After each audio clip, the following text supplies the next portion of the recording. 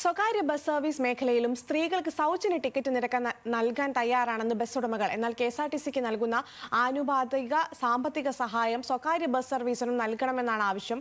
ഇടുക്കി, വയനാട് ഉൾപ്പെടെയുള്ള മലയോര ജില്ലകളിൽ പ്രൈവറ്റ് ബസ് സർവീസുകൾ ഒരു മാസത്തിനകം പൂർണ്ണമായും നിർത്തിവെക്കേണ്ട അവസ്ഥയെന്ന് ബസ് ഉടമകൾ. പ്രിയദർശിനി പദ്ധതിക്ക് പിന്നിൽ വലിയ അഴിമതി കെഎസ്ആർടിസിയിൽ നടക്കുന്നുണ്ടെന്നും സ്വകാര്യ ബസ് ഉടമകൾ പറയുന്നു. സംസ്ഥാനത്തെ 10,000-ഓളം സ്വകാര്യ ബസ് സർവീസുകൾ ഭൂരിഭാഗവും വലിയ പ്രതിസന്ധിയിലേക്ക് നീങ്ങുന്ന സ്ഥിതിയാണ്.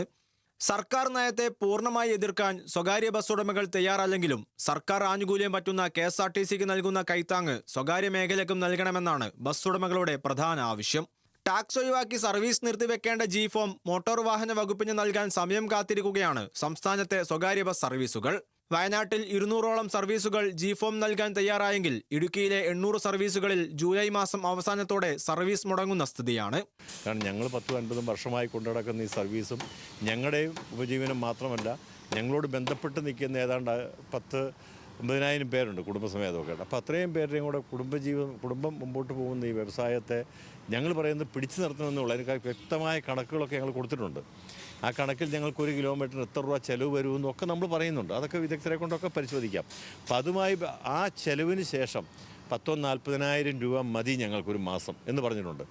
ജീവനക്കാരുടെ ശമ്പളം നൽകാൻ പോലും ഇന്നത്തെ സ്ഥിതിയിൽ പല പ്രൈവറ്റ് ബസ് ഉടമകൾക്കും കഴിയുന്നില്ലെന്നും സ്വകാര്യ ബസ് ഉടമകൾ പറയുന്നു. വർക്കിംഗ് ചിലവ് 1 കിലോമീറ്ററിന് 50 രൂപ 61 പൈസ ഞങ്ങൾക്ക് ചിലവുണ്ട്. അതൊരു 55 രൂപ വെച്ചൊരു കിലോമീറ്റർ വന്നാലും ഞങ്ങൾ ഓടാൻ തയ്യാറാണ്. അപ്പോൾ ഞങ്ങൾക്ക് ചെറിയ പൈസ, അതായത് 40,000 രൂപയോളം ഞങ്ങൾക്കൊരു മാസം കിട്ടും. അത് പരിശോധിക്കാമല്ലോ. അത് ഗവൺമെൻറ് പരിശോധിക്കും. ഞങ്ങൾക്ക് കിട്ടുന്ന കളക്ഷൻ മുഴുവൻ അങ്ങോട്ട് അടയ്ക്കുകയും ചെയ്യും.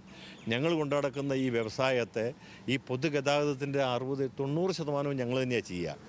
അത് ഇല്ലാതാകും എന്നുള്ളതിനൊരു സംശയം വേണ്ട. ഇതിൻ്റെ ഒരു പ്രധാനപ്പെട്ട കാര്യം, ഗവൺമെൻറ് ഒരുപക്ഷെ 2-3 മാസം കൊണ്ട് ചിലപ്പോൾ എന്തെങ്കിലുമൊക്കെ ആലോചനയിൽ വരും.